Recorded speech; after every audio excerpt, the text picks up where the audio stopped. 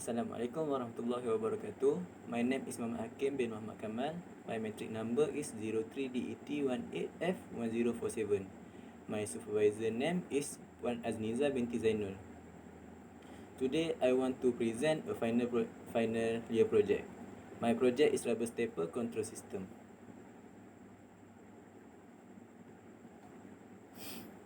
Introduction. Rubber stepper control system ini adalah projek penyiraman anak buah getah secara automatik melalui sistem Internet of Things, iaitu IoT. Ianya juga bertujuan untuk mengatasi masalah pekebun yang mempunyai kawasan kebun yang luas dan berada di kawasan tanah bukit. Problem statement. Problem statement yang saya jumpa ialah mereka sukar untuk menyiram anak buah getah kerana sumber air yang jauh dari kebun tersebut dan lokasinya di kawasan kaki bukit. Seterusnya, pekebun memerlukan tenaga kerja yang ramai untuk menyiram anak buah getah. Ini kerana keluasan tanah kebun terlalu besar dan luas. Objective of the project. Objektif projek ini memudahkan pekebun untuk menyiram anak buah getah tepat pada waktunya kerana projek ini mengawal sistem penyiraman menggunakan sistem IoT. Selain itu, mengurangkan risiko anak buah getah tersebut dari mati akibat lambat untuk menyiram pokok dan mengurangkan kos untuk menggaji pekerja untuk menyiram anak pokok getah mereka. Skop projek ini untuk menyiram anak pokok getah sahaja. Waktu penyiraman anak pokok getah dilakukan pada waktu pagi dan petang, iaitu 2 kali sehari.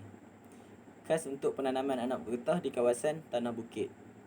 Projek ini hanya untuk 9 batang anak pokok getah sahaja kerana tapak tanah bukit ini berkeluasan 50 cm panjang, 50 cm lebar dan 28 cm tinggi.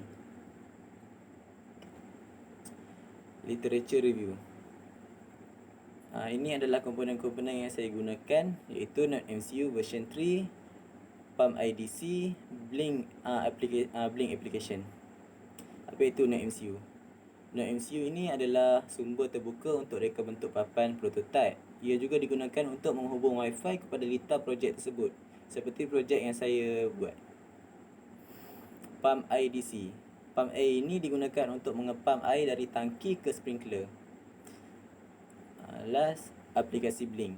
Aplikasi Blink ini adalah sistem IoT untuk mengawal projek saya dari phone sendiri. Seperti projek saya menggunakan aplikasi ini untuk on dan off pump air saya. Metodologi. Ini adalah flowchart projek saya.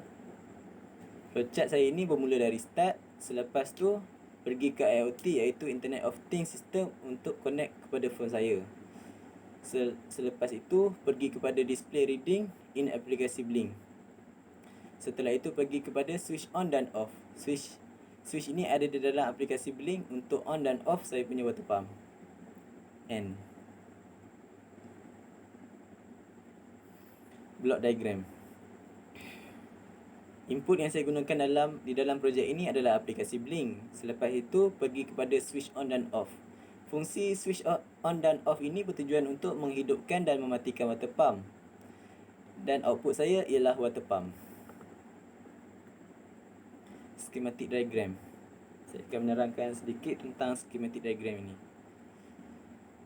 Saya menggunakan 2 T-block 2 pin untuk input supply dan water pump saya. Supply pergi ke kapasitor 1000 microfarad dan pergi kepada voltage regulator untuk decrease voltage masukkan dari 12 volt ke 9 volt. Setelah itu ada NodeMCU V3 sebagai otak di dalam projek saya ini, dan ada resistor 560 ohm untuk mengawal voltage dari masuk berlebihan. Transistor pula digunakan untuk mengagihkan arus. Relay pula digunakan untuk mengalirkan arus dan memutuskan arus sebelum pergi ke output. Ini adalah list barang yang saya gunakan. Saya sertakan unit-unit yang saya gunakan dan harga barang tersebut. Milestone. Di sini saya sertakan milestone dari pemilihan tajuk projek sehingga saya berjaya membina projek tersebut. Ini projek 1 SEM 4. Projek 2 SEM 5.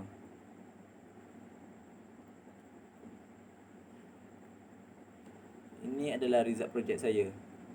Keputusan projek saya ini ialah apabila saya tidak menekan switch pada serial monitor pada aplikasi Blink ini, pump air tidak akan berfungsi.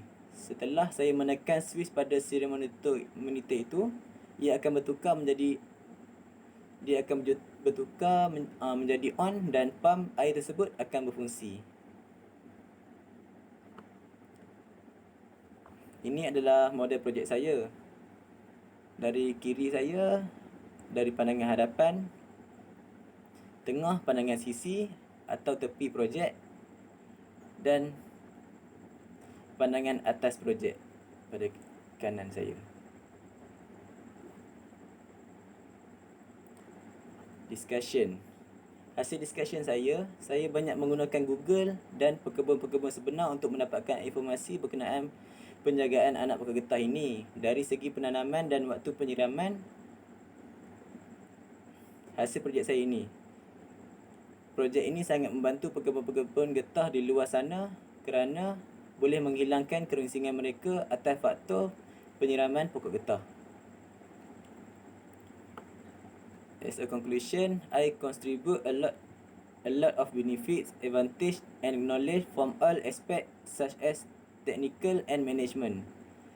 Then I can learn knowledge that I will not gain from a outside world. That's all. Thank you.